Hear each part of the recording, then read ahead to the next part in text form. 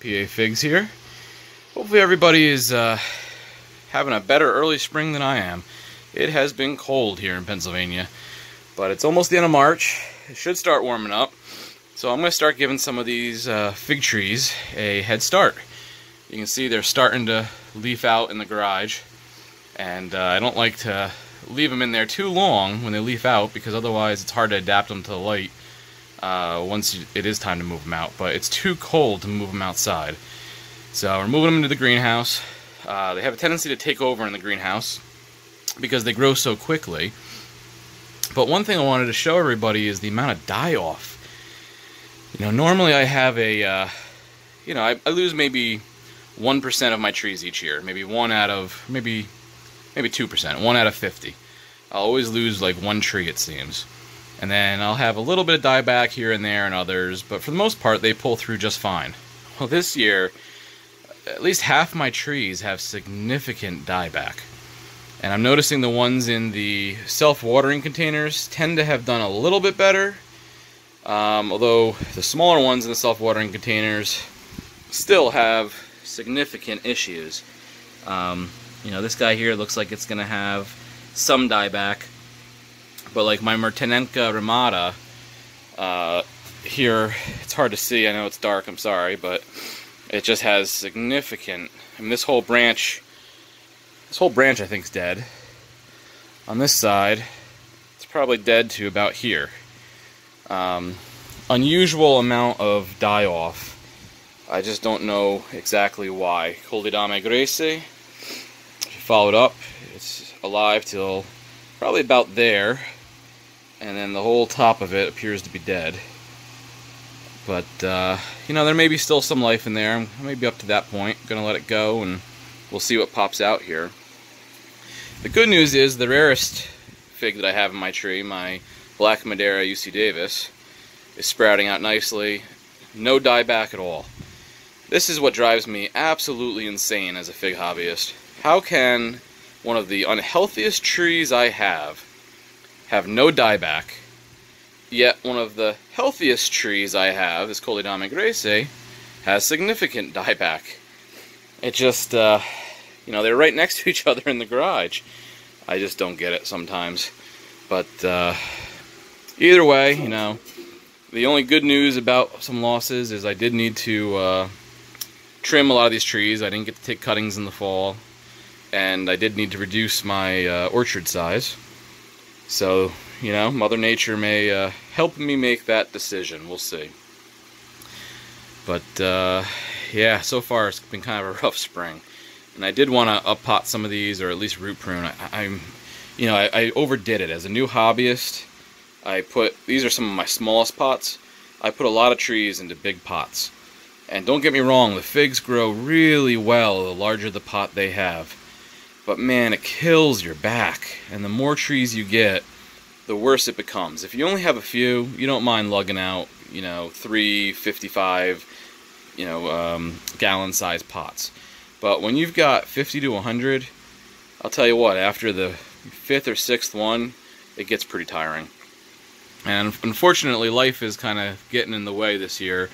I haven't been able to spend a lot of time on the forums, making videos, creating new trees, and spending a lot of time doing the things in this hobby that I really love.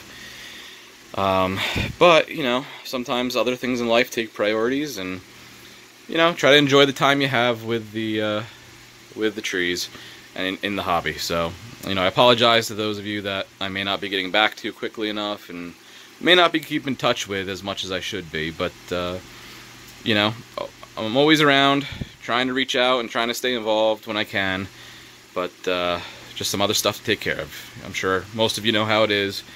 If you have kids, sick family members, other hobbies, encroaching in. There's just all sorts of things that can sometimes take your attention. This summer is going to be a lot of time at work and a lot of time doing some other things. So I'm going to try to downsize the orchard a little bit, but keep the videos coming. So we'll we'll see how I do. Don't feel bad getting on my case and commenting in some of the videos and saying, hey, start posting some videos. I'd like to see a video of this variety, how it's doing this year, things like that. I do read all the comments, and I try to listen to some of them. So let me know how your spring's going. Hopefully you guys are getting your trees ready and starting to get things out. It's staying a nice 68 in the greenhouse here, but we're still having nights in the freezing temperature, and we're still barely breaking 50 ever. So even after Easter, it's supposed to drop down into the 30s again. So it's going to be a late spring this year. For those of you that may have watched my seed planting videos that I forgot to post, and will probably be posted right before this, here is an update on where these are. Now, if you look closely, it's kind of hard to see, but these petunia seeds are just starting to sprout. So I got them off the heat mat, got them uncovered, and now the trick is to keep them moist without keeping them wet. And I stink at that. You know, the less I pay attention to them, the better they seem to do. I just noticed this. This is Genovese Nero air layer that I'm keeping. I wanted to get another one going in the orchard. And look at the figs. That's pretty sure that's main crop. That looks like main crop spitting out to me. So that's a good early start for this guy. There is at least one Braba still hanging on down here. So I'll get to try a Braba off of this tree hopefully this year. I do need to up-pot it.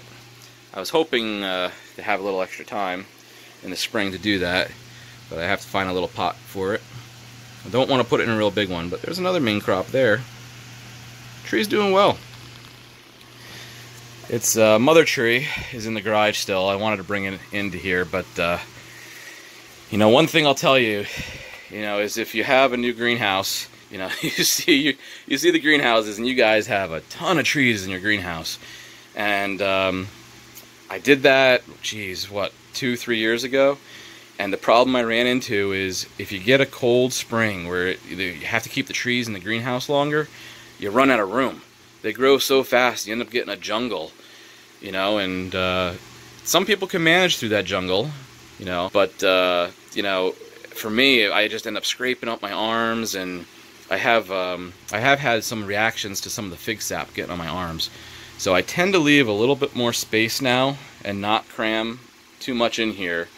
More power to those of you that have the patience to do it. I end up getting frustrated, so giving you a hard time only because I love you. So yeah, and plus, I'll probably end up cramming the floor, and the greenhouse is filthy, I apologize. But I'll probably end up putting some of the the annuals that I'm growing in here, in this space as well. So need to leave a little bit of floor space. Not to mention with the figs, when you have them in the greenhouse, you got to transition them to outside. And when you transition them, you got to have a place to put them that's in the shade. I don't have a lot of shade in my yard that's convenient without having to carry them a long distance. So what I had happen last year, or 2 years ago, when I had too many trees in here, is I could only get like 4 or 5 of them out into my shady spot, and the other ones had to stay in here. And by the time I got them all out, they just were growing wild. And they tend to not get enough air circulation and wind in here, so they grow a little bit leggy. So I don't like to keep them in here for too long. Like a month head start is usually pretty good. So April, if I can get them out of here around Mother's Day, we should be in pretty good shape.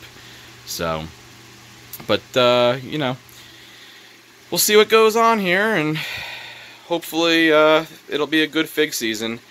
The key to a good fig season is to have an early warm spell to get the figs moving, and to have a hot, long, dry summer. Last year we had a very wet spring, a very wet early summer, and it really put the ripening times back quite a distance. So hopefully we won't have to deal with that this year, but we'll see. Anyway, hope you guys are having a good one. I'm PA Figs. Have a good night.